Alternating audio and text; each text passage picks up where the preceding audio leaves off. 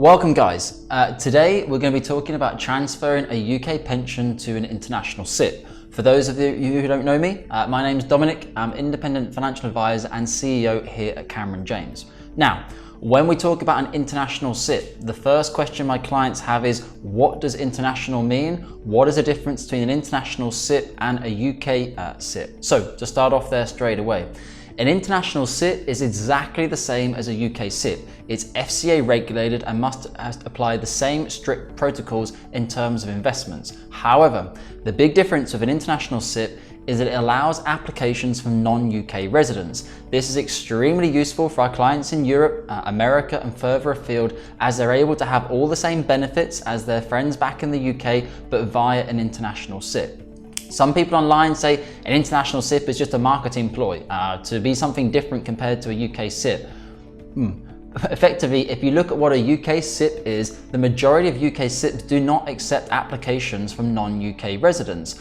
Put simply, why would they? 99.9% of their target market is in the UK. They live in the UK, they bank in the UK, they work in the UK, they're going to retire in the UK. So why would they put a niche product together to focus on people who's a very, very small part of their target market? So this is where an international SIPP comes into play.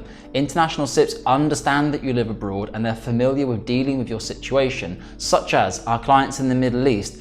They don't even have a postcode when it comes to their address. They have a PO box number. UK SIPPs don't understand that. They won't accept the paperwork. They won't accept the proof of address because it's a little bit different. So that's the main difference between an international SIPP and a UK SIPP. Here at Cameron James, we use both.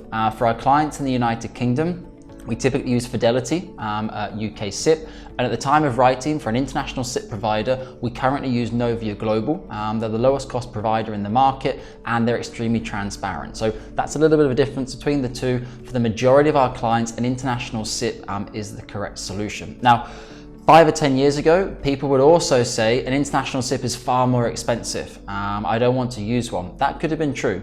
The typical setup costs for an international SIPP, even now, some providers charge $300 or $400 setup and £500 per year ongoing. They're quite significant. If you have a pension pot of 1 million, it doesn't make so much difference. If you have a pension pot of 200,000, however, it is a little bit more of a cost on an annual basis. However, now at the time of writing, the international SIPP provider we work with, Novia, has a no setup fee and £180 per annum. Most SIPPs in the UK are about £100 per annum. So now from a cost perspective, the competition has brought things right down. So it's not really an argument anymore about not using an international SIPP.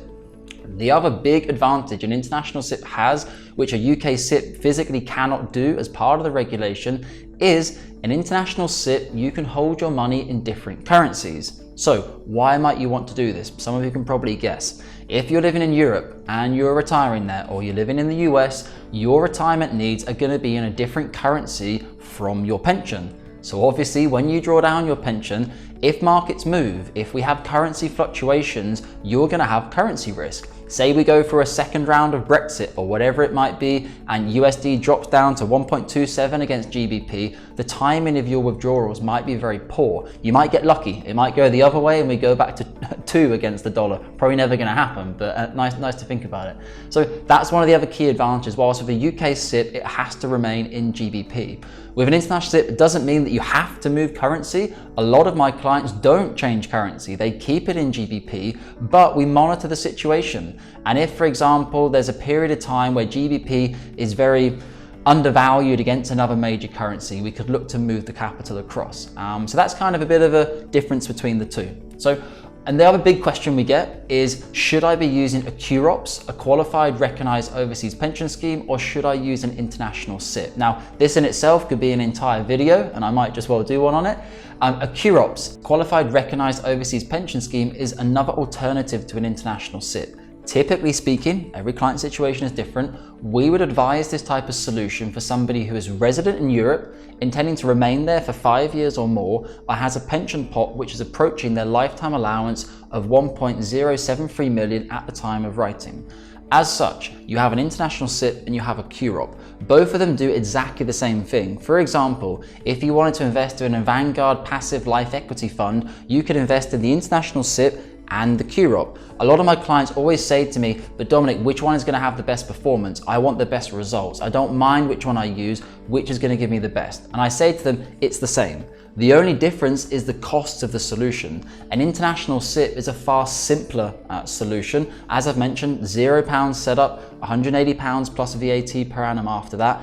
A QROPS, however, typically speaking, for about £500,000, a QROPS is roughly going to cost you around $950 per annum on an ongoing basis, with a setup fee of around £700 to £800. So a lot of my clients would ask me, well, hang on, why would I ever spend so much money on using a QROPS when I can just use a SIPP? Well, the big answer is lifetime allowance. If you are approaching your lifetime allowance of 1.073 million and you transfer to a QROPS before that, you will trigger your BCE 8 event, Benefit Crystallization Event 8, which basically means you will be tested for your lifetime allowance at the day that you move into your QROP. To give an ideal situation, if you have £1 million in your UK pension pots and you transferred to a QROP, you would get tested then and you would have no tax to be paid.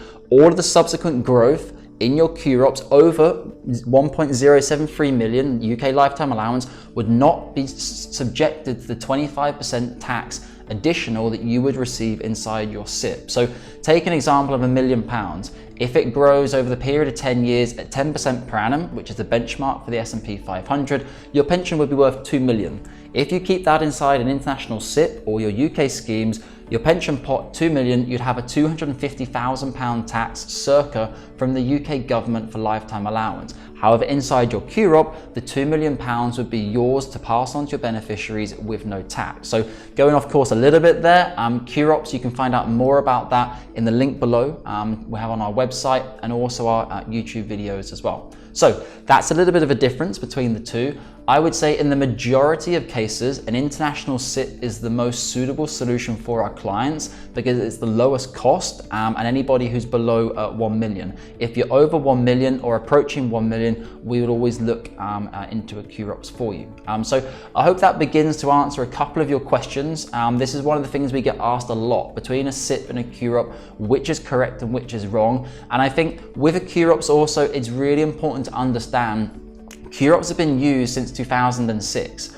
Over that period of time, there have been a lot of examples of bad advice with QROPS. This was because QROPS were able to be regulated in lots of weird and wacky parts of the world, and the UK government suddenly realized they'd unleashed a bit of a Pandora's box with QROPS, and they started cutting out all of this legislation, and they only left a few key countries now, such as Malta. So the advice you get inside a QROP doesn't necessarily mean it's going to be bad, and the advice you get in a SIPP doesn't mean it's going to be good. What you need to ensure is the financial advisor who is giving you the advice gives you correct advice which is in line with your risk profile. Sometimes I feel a little bit sorry for some of the pension companies who run QROPS because they end up with a load of bad Google reviews and a load of stuff written about them online, when in reality it was the financial advisor who got the client to sign the paperwork. The trustee is not in communication with the client. They don't deal with retail clients because they're big institutions. So you have to be very careful there when you look at doing your reading.